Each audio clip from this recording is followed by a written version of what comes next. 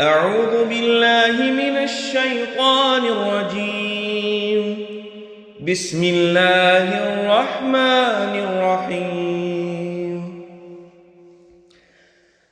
الحمد لله الذي أنزل على عبده الكتاب ولم يجعل له عوجا قيما لينذر بأسا شديدا من لدنه ويبشر المؤمنين الذين يعملون الصالحات أن لهم أجرا حسنا ماكثين فيه أبدا وينذر الذين قالوا اتخذ الله ولدا ما لهم به من علم ولا لآبائهم كبرت كلمة تخرج من أفواههم إن يقولون إلا كذبا فلعلك باخع نفسك على آثارهم إن لم يؤمنوا بهذا الحديث أسفا إنا جعلنا ما على الأرض زينة لها لنبلوهم أيهم أحسن عملا وإنا لجاعلون ما عليها صعيدا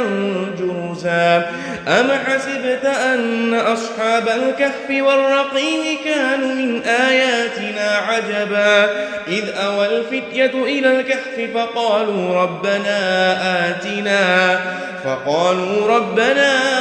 آتنا من لدنك رحمة وهيئ لنا من أمرنا رشدا فضربنا على آذانهم في الكهف سنين عددا ثم بعثناهم لنعلم أي الحزبين أحصى لما لبثوا أمدا نحن نقص عليك نبأهم بالحق إنهم فتية آمنوا بربهم وزدناهم هدى وربطنا على قلوبهم إذ قاموا فقالوا ربنا رب السماوات والأرض لن ندعو من دونه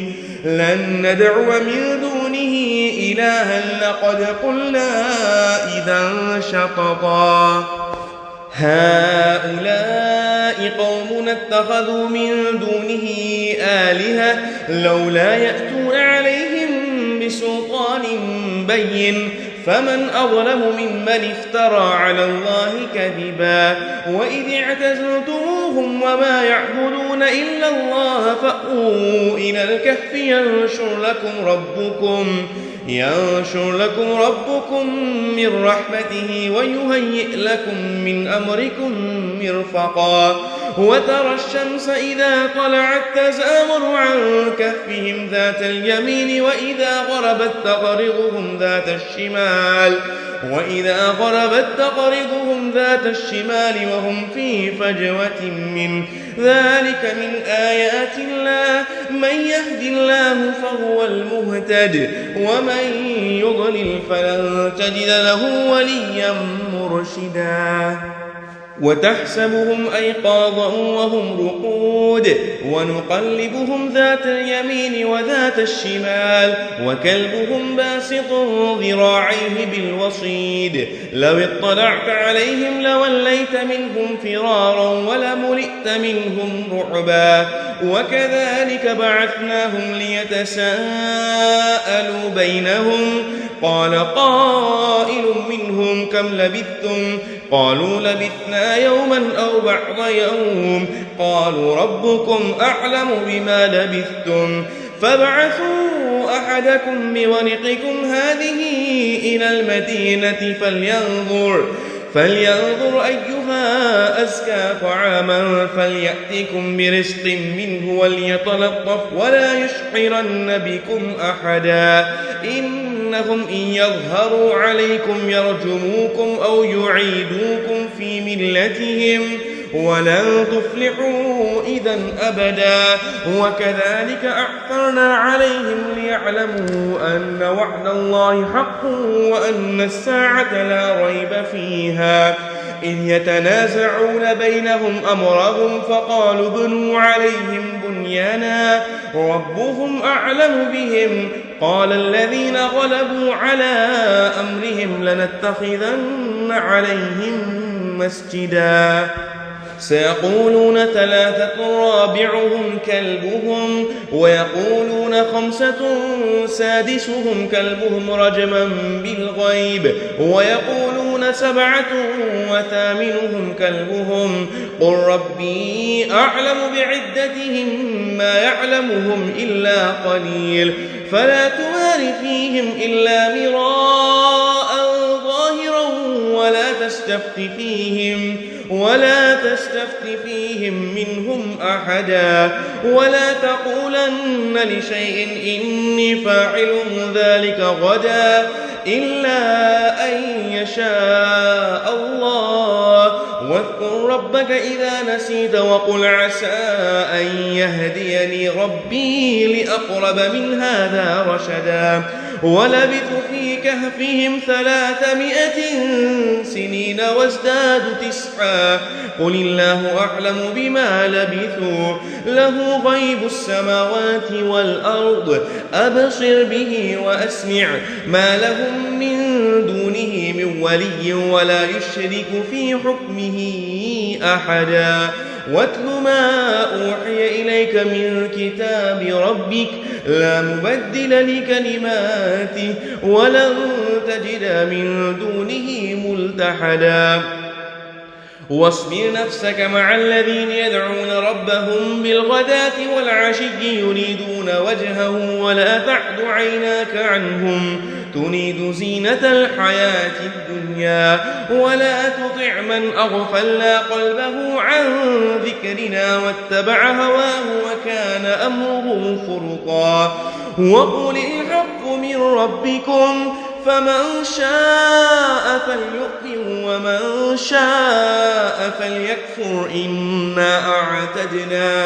إنا أعتدنا للظالمين نارا أحاط بهم سرادقها وإن يستغيثوا يغاثوا بماء كالمهل يشوي الوجوه بئس الشراب وساءت مرتفقا إن الذين آمنوا وعملوا الصالحات إنا لا نضيع أجر من أحسن عملا أولئك لهم جنات عدن تجري من تحتهم الأنهار يحلون فيها من أساور من ذهب ويلبسون ثيابا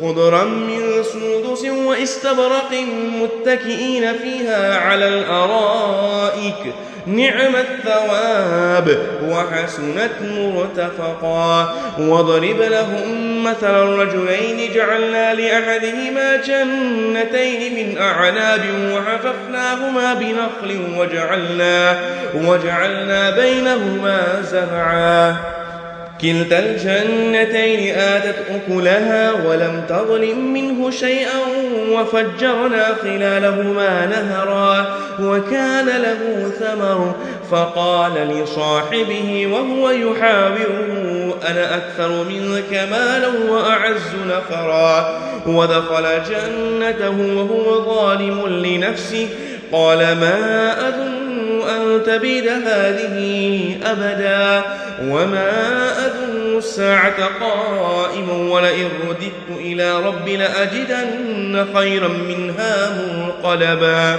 قال له صاحبه وهو يحاوره أكفرت بالذي خلقك من تراب ثم من نطفة ثم سواك رجلا لكن هو الله ربي ولا أشرك بربي أحدا ولولا إذ دخلت جنتك قلت ما شاء الله لا قوة إلا بالله إن ترني أنا أقل منك مالا وولدا فعسى ربي أن يؤتيني خيرا من جنتك ويرسل عليها حسبانا من السماء فتصبح صعيدا زلقا أو يصبح ماؤها غورا فلن تستطيع له طلبا وأحيط بثمره فأصبح يقلب كفيه على ما أنفق فيها وهي خاوية على عروشها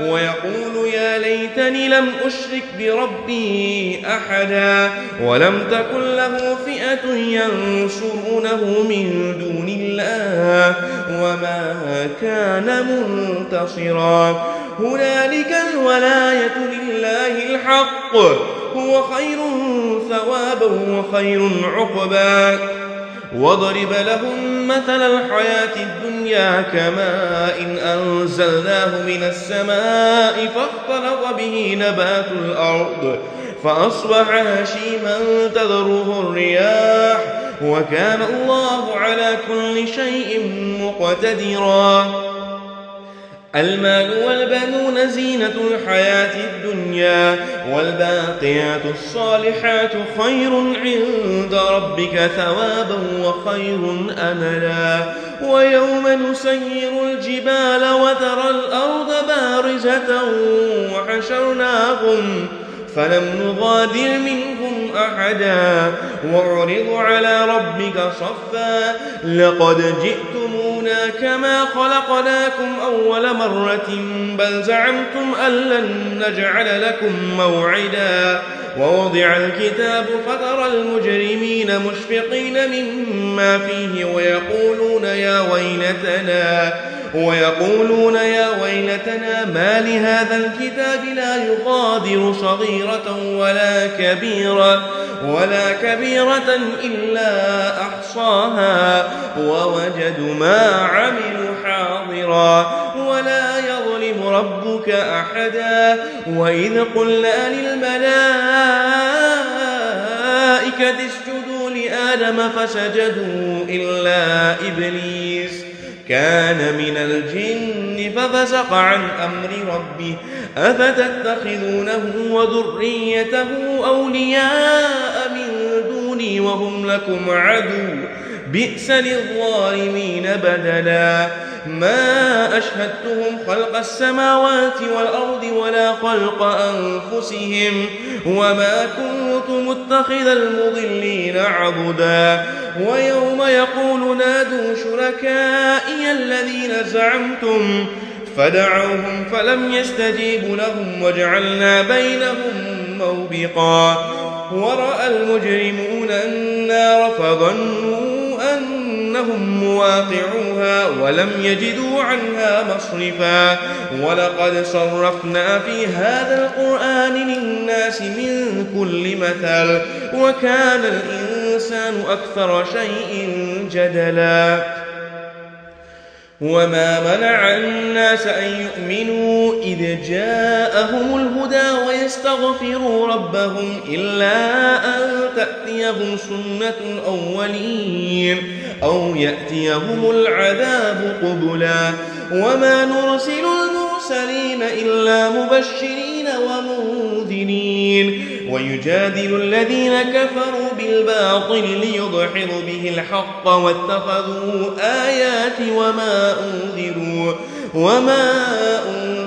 هزوا ومن أظلم ممن ذكر بآيات ربه فأعرض عنها ونسي ما قدمت يداه إنا جعلنا على قلوبهم أكنة أن يفقهوه وفي آذانهم وقرا وإن تدعهم إلى الهدى فلن يهتدوا إذا أبدا وربك الغفور ذو الرحمة لو يؤاخذهم بما كسبوا لعجل لهم العذاب بل لهم موعد لن يجدوا من دونه موئلا وتلك القرى أهلكناهم لما ظلموا وجعلنا لمهلكهم موعدا وإذ قال موسى لفتاه لا أبرح حتى أبلغ مجمع البحرين أو أمضي حقبا فلما بلغا مجمع بينهما نسيا حوتهما فاتخذ سبيله في البحر سربا فلما جاوزا قال لفتاه آتنا غداءنا لقد لقينا من سفرنا هذا نصبا قال أرأيت إذ أوينا إلى الصخرة فإني نسيت الحوت وما أنسانيه إلا الشيطان أن أذكره واتخذ سبيله في البحر عجبا قال ذلك ما كنا نبغي فارتد على آثارهما قصصا فوجد عبدا من عبادنا آتيناه رحمة من عندنا وعلمناه من لدنا علما قال له موسى هل أتبعك على أن تعلمني مما علمت رشدا قال إنك لن تستطيع معي صبرا وكيف تصبر على ما لم تحط به خبرا قال ستجدني إن شاء الله صابرا ولا أعصي لك أمرا قال فإن اتبعتني فلا تسألني عن شيء حتى أحدث لك منه ذكرا فانطلقا حتى إذا ركبا في السفينة خرقها قال أخرقتها لتغرق أهلها لقد جئت شيئا إمرا قال ألم أقل إنك لن تستطيع معي صبرا قال لا تؤاخذني بما نسيت ولا ترهقني من أمري عسرا فانطلقا حتى إذا لقيا غلاما فقتله قال أقتلت نفسا زكية بغير نفس لقد جئت شيئا نكرا قال ألم أقل لك إنك لن تستطيع معي صبرا قال إن سألتك عن شيء بعدها فلا تصاحبني قد بلغت من لدني عذرا فانطلقا حتى إذا أتيا أهل قرية استطعما أهلها فأبوا أن يضيفوهما فوجد فيها جدارا يريد أن ينقض فأقامه قال لو شئت لاتخذت عليه أجرا قال هذا فراق بيني وبينك سأنبئك بتأويل ما لم تستطع عليه صبرا أما السفينة فكانت لمساكين يعملون في البحر فأردت أن أعيبها وكان وراءهم ملك يأخذ كل سفينة غصبا وأما الغلام فكان أبواه مؤمنين فخشينا أن يرهقهما طغيانا وكفرا فأردنا أن يبدلهما ربهما خيرا منه زكاة وأقرب رحما وأما الجدار فكان لغلامين يتيمين في المدينة وكان تحته كنز لهما وكان أبوهما صالحا فأراد ربك أن يبلغا أشدهما ويستخرجا كنزهما رحمة من ربك وما فعلته عن أمري ذلك تأويل ما لم تسطع عليه صبرا ويسألونك عن ذي القرنين قل سأتلو عليكم منه ذكرا إنا مكنا له في الأرض وآتيناه من كل شيء سببا فأتبع سببا حتى إذا بلغ مغرب الشمس وجدها تغرب في عين حمئة ووجد عندها قوما قلنا يا ذا القرنين إما أن تعذب وإما أن تتخذ فيهم حسنا قال أما من ظلم فسوف نعذبه ثم يرد إلى ربه فيعذبه عذابا نكرا وأما من آمن وعمل صالحا فله جزاء الحسنى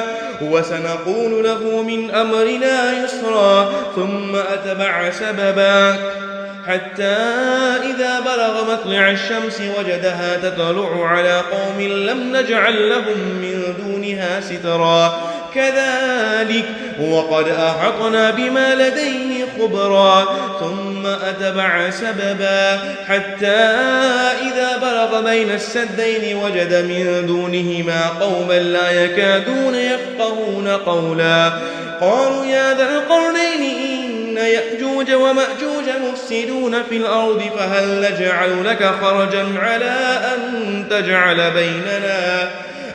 تجعل بيننا وبينهم سدا قال ما مكنني فيه ربي خير فأعينوني بقوة أجعل بينكم وبينهم ردما آتوني زبر الحديد حتى إذا ساوى بين الصدفين قال انفخوا حتى إذا جعله نارا قال آتوني أفرغ عليه قطرا فما استطاعوا أن يظهروا وما استطاعوا له نقبا قال هذا رحمة من ربي فإذا جاء وعد ربي جعله دكا وكان وعد ربي حقا وتركنا بعضهم يومئذ يموج في بعض ونفخ في الصور فجمعناهم جمعا وعرضنا جهنم يومئذ للكافرين عرضا الذين كانت أعينهم في غطاء عن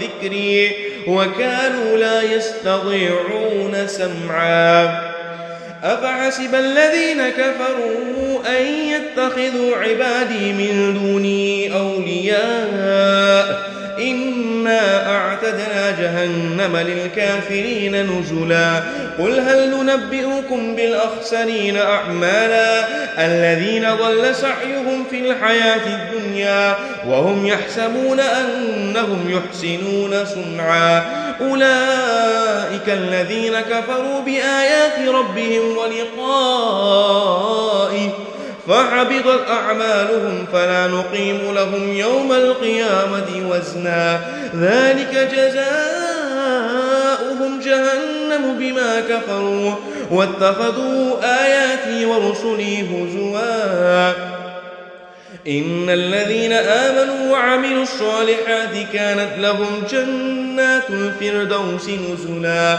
خالدين فيها لا يبغون عنها حولا قل لو كان البحر مدادا لكلمات ربي لنفد البحر قبل أن تنفد كلمات ربي ولو جئنا بمثله مددا قل إنما أنا بشر مثلكم يوحى إلي أنما إلهكم إله واحد فمن كان يرجو لقاء ربه فليعمل عملا صالحا ولا يشرك بعبادة ربه أحدا آمنت بالله صدق الله العظيم.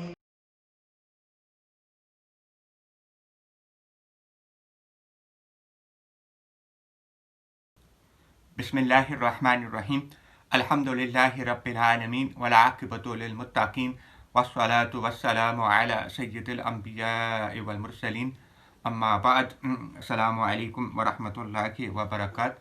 I pray that you are in the best of health. I pray that your family are well too.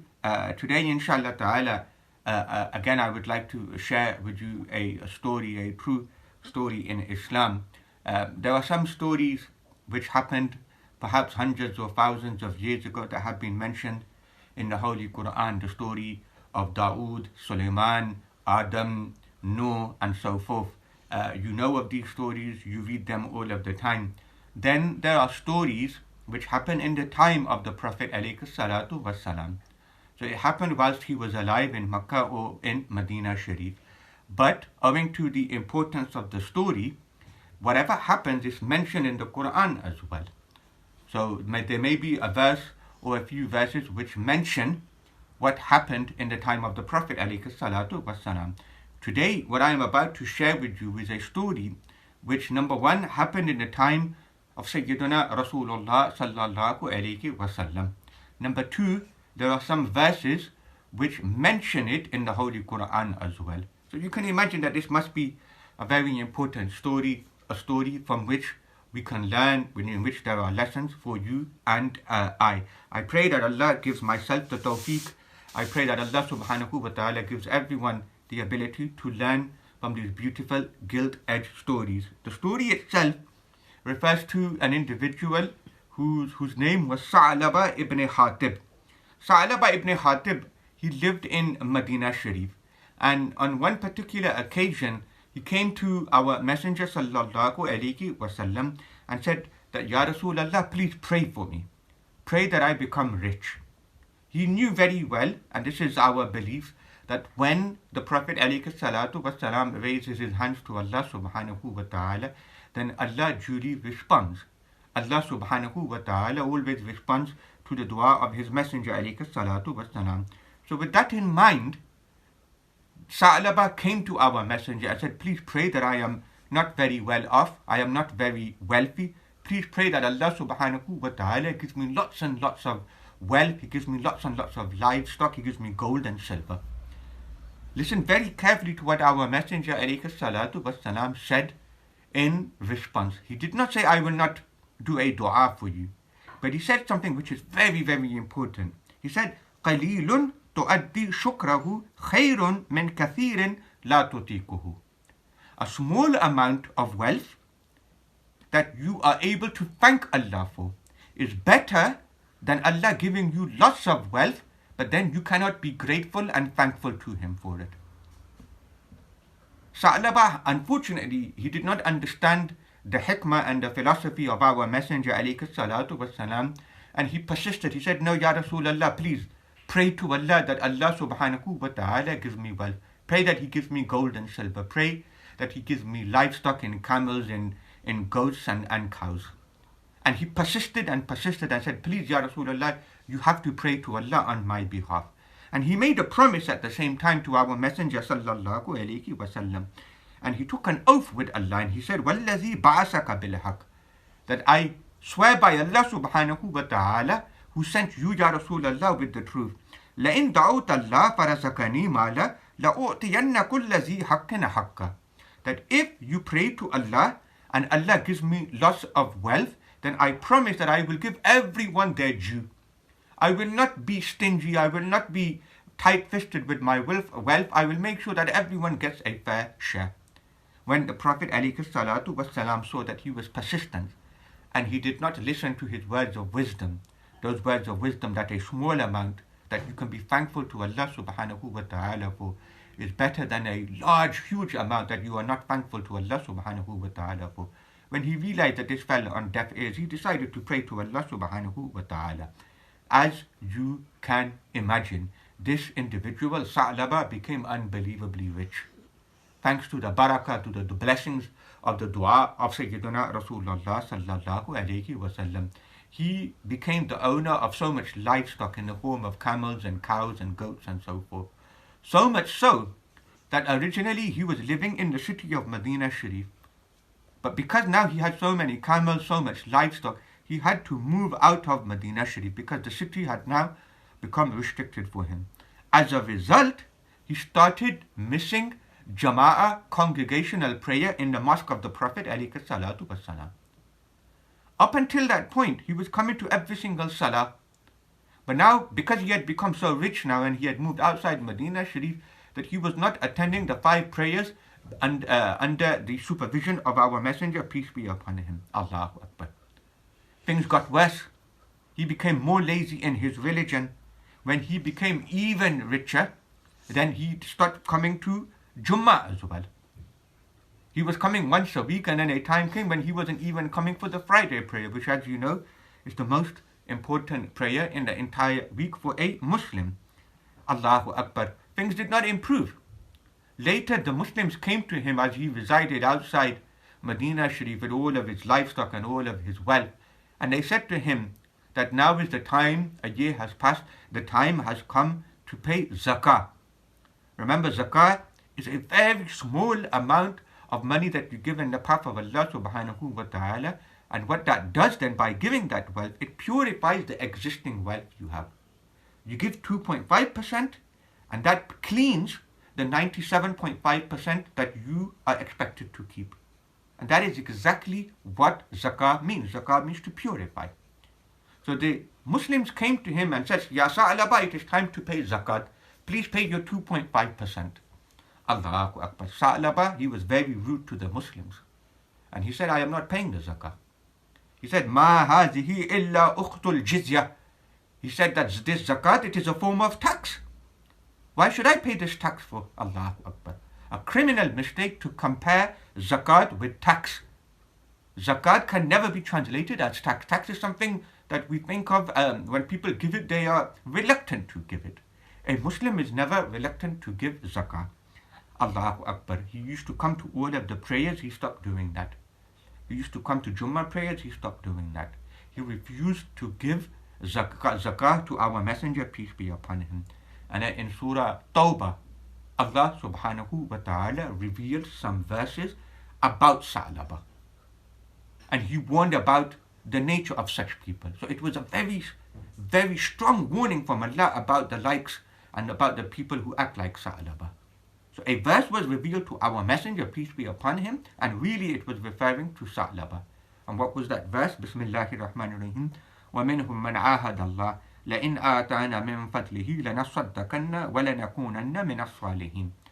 That a simple translation I will offer to you, that Allah in the Quran says there are those people who make a promise with Allah subhanahu wa ta'ala that if Allah gives them from His wealth, Allah gives wealth, then they will certainly spend in the path of Allah, certainly they will become pious. There are people who make this promise.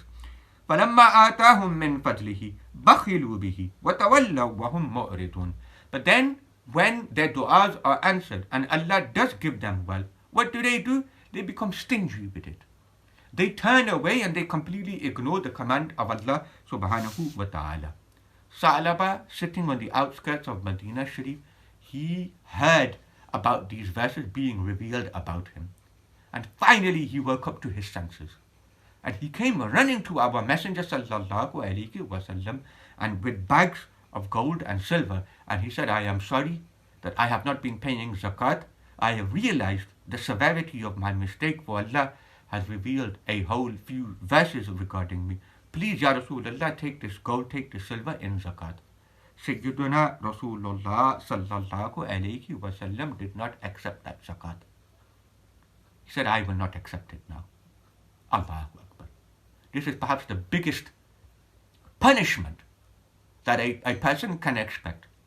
That you give something to the Messenger alayhi salatu wasalam and he says no. Later, after the Messenger, peace be upon him, left this world, this same Sa'laba, he came to the next Khalifa, the next leader of the Muslims, who was Sayyiduna Abu Bakr Siddiq radiallahu ta'ala an. And he said to him as well that, please take this zakat money. Abu Bakr radiallahu ta'ala an said, I am not going to take a single penny. Later, after Abu Bakr, came Sayyidina Umar radiallahu ta'ala an. And he said the same to him, that please, Ya Umar, take this.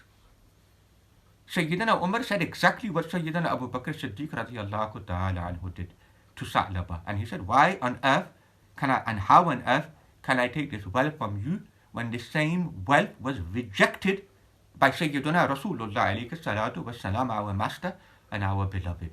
How on earth can I take something which the Prophet alayhi salatu wasalam said no to? And he finally passed away in the time of Sayyidina Umar radiallahu ta'ala anhu.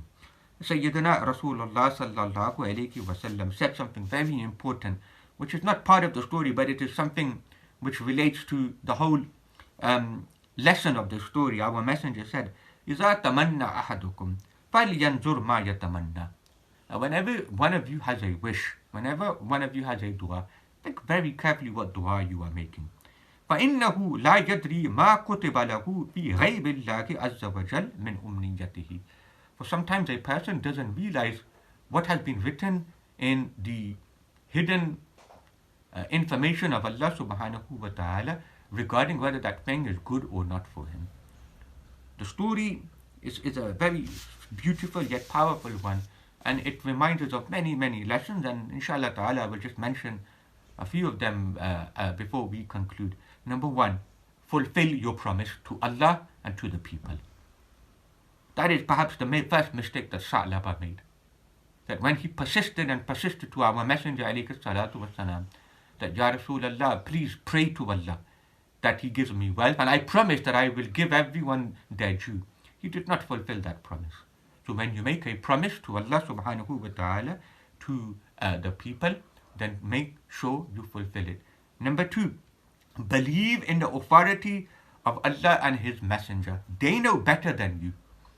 Right at the beginning of the story, the messenger, peace be upon him, warned that yes, you are after something which might not be good for you. You and I, we make this mistake all of the time. As youngsters, as 5, 6-year-olds, left to our own devices, we just want to eat chocolate all day. We just want to play all day. We want to be on the mobile phone and the devices all day. Our parents and our elders, they warn us and they say, well, this might not be the best result for you. And sometimes we get angry, we get agitated that why is it that I cannot play outside today? Why is it that I have to stay home? Why is it that I am not allowed to eat chocolate? So our elders, our bigger authorities, they know better than us. Certainly this is reflected in this particular story. Blessings like wealth and children can be good, can be bad. Islam is not against wealth. Islam is not against people becoming billionaires. But what Islam does say is be responsible with it and make sure that your right is given to the people around you. So do not always think wealth is a good thing. It can be a bad thing if you do not fulfill the right of Allah subhanahu wa ta'ala. And the final thing is something very important that we need reminding about, is that zakat by nature is a beautiful, wonderful form of worship which purifies our wealth, which is the exact meaning of zakat. Zakat is not an ugly word. Zakat sometimes people translate as Islamic or Muslim tax. Allahu Akbar, la hawla wa la quwwata illa billah. We never translate it as that. Zakat is the most beautiful mechanism by which whatever we eat, whatever we wear, whatever we spend, we know that it is halal. We know that there is barakah and blessings in it. May Allah subhanahu wa ta'ala enable us all to learn from this very powerful story. May Allah subhanahu wa ta'ala forgive our sins. Ameen. Wa ma alayna illa al-balag. Wassalamu alaikum wa rahmatullahi wa barakatuh.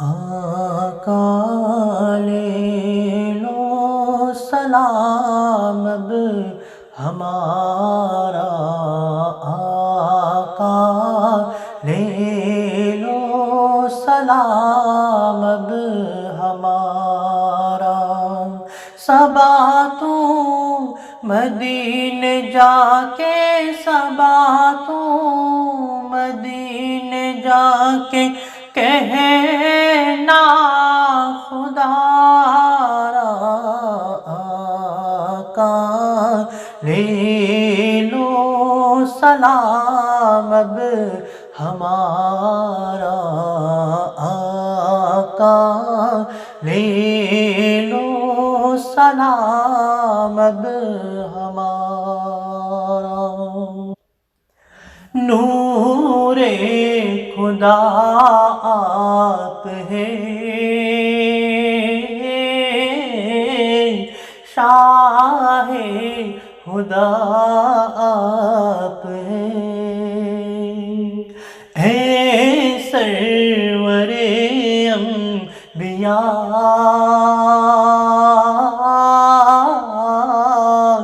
بحر سخا آپ ہے یہ عظمت رب نے تم پر، ہے یہ عظمت رب نے تم پر قرآن اتارا، آقا لے لو سلام اب ہمارا، آقا لے لو سلام اب ہمارا، چاند کے ٹکڑے کیے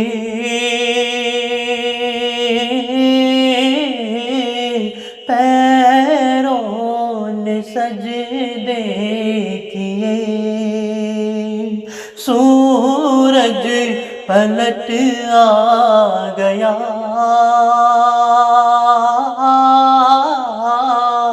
یہ معجزے آپ کے، ساری دنیا پر ہے آقا، ساری دنیا پر ہے آقا، قبضہ تمہارا،